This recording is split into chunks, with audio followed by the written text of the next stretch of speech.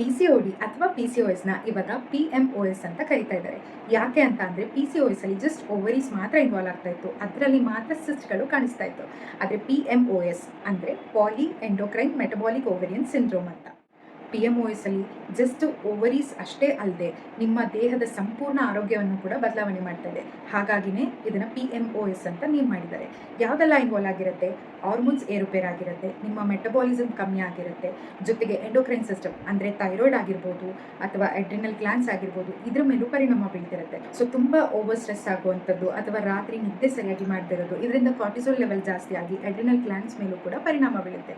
ಇದರಿಂದ ನಿಮ್ಮ body inflammation ಕೂಡ ಆಗ್ತಾ ಇರುತ್ತೆ. ಆ್ಯಂಡ್ ಮೂರನೇದಾಗಿ ಪ್ಯಾಂಕ್ರಿಯಾಸ್ ಮೇಲೆ ಪರಿಣಾಮ ಬೀಳೋದ್ರಿಂದ ಇನ್ಸುಲಿನ್ ರೆಸಿಸ್ಟೆನ್ಸ್ ಆಗಿ ನಿಮ್ಮ ವೆಯ್ಟ್ ಮ್ಯಾನೇಜ್ಮೆಂಟ್ ಕಷ್ಟ ಆಗ್ಬೋದು, ಮತ್ತು ಬೇಗನೆ ಶುಗರ್ ಕೂಡ ಶುರು ಆಗ್ಬೋದು. ಆ್ಯಂಡ್ ಲಾಸ್ಟಿಗೆ ಬಂದು ಓವರೀಸ್, ಇದರಲ್ಲಿ ಸಿಸ್ಟ್ ಕೂಡ ಕಾಣಿಸ್ಬೋದು ಅಥವಾ ನಿಮಗೆ ಓವ್ಯುಲೇಷನ್ ಆಗದೆ ಇರ್ಬೋದು, ಅನೋವ್ಯುಲೇಷನ್ ಅಂತ ಅಂತೀವಿ, ಅಂದರೆ ಹೆಗ್ಗು ಉತ್ಪತ್ತಿ ಆಗದೆ ಇರ್ಬೋದು. ಇದರಿಂದ ನಿಮಗೆ DUB ಅಂದರೆ ಮಧ್ಯ ಪೀರಿಯಡ್ಸ್ ಆಗುವಂಥದ್ದು, ಬ್ಲೀಡಿಂಗ್ ಕಾಣಿಸ್ಕೊಳ್ಳೋವಂಥದ್ದು, ಅಥವಾ ಇರ್ರೆಗ್ಯುಲರ್ ಸೈಕಲ್ಸ್ 2 ಅಥವಾ 3 ತಿಂಗಳು ನೀವು ಸೈಕಲ್ ಆಗದೆ ಇರುವಂಥದ್ದು ಕೂಡ ಆಗ್ಬೋದು. ಇದು ಮೇಯ್ನ್ ಆಗಿ ಇನ್ಫರ್ಟಿಲಿಟಿಗೆ ಕಾರಣ. ಜೊತೆಗೆ ಆಂಡ್ರೋಜನ್ಸ್ ಜಾಸ್ತಿ ಆಗೋದ್ರಿಂದ ಫೀಮೇಲ್ಸಲ್ಲಿ ಫೇಶಿಯಲ್ ಏರ್ಸ್ ಆಗಿರ್ಬೋದು, ಆ್ಯಕ್ನಿ ಕೂಡ ಜಾಸ್ತಿ ಆಗ್ತಾ ಇರ್ಬೋದು. ಹತ್ರ ನಿಮಗೆ ಕಪ್ಪಾಗುವಂಥದ್ದು, ತುಟಿ ಸುತ್ತ ಕಪ್ಪಾಗುವಂಥದ್ದು, ಅಥವಾ ಅನ್ಈವನ್ ಸ್ಕಿನ್ ಟೋನ್ ಆಗಿರ್ಬೋದು. ಸೊ ಇಷ್ಟೆಲ್ಲ ತೊಂದರೆಗಳು PMOS ಅಲ್ಲಿ ಇರುತ್ತೆ. ಇದನ್ನೆಲ್ಲ ಹೇಗೆ ಸರಿ ಮಾಡ್ಕೊಳ್ಳೋದು? ಜಸ್ಟ್ ಒಂದು ಪಿಲ್ಸ್ ಅಥವಾ ಹಾರ್ಮೋನಲ್ ಟ್ಯಾಬ್ಲೆಟ್ಸ್ ಅಥವಾ ಲಾಟ್ ಆಫ್ ಮೆಡಿಸಿನ್ಸಿಂದ ಸರಿ ಮಾಡಲಿಕ್ಕಾಗಲ್ಲ. ಇದು ನಿಮ್ಮ ಲೈಫ್ ಸ್ಟೈಲ್ ಚೇಂಜಸ್ಸಿಂದ ಮಾತ್ರ ಸಾಧ್ಯ.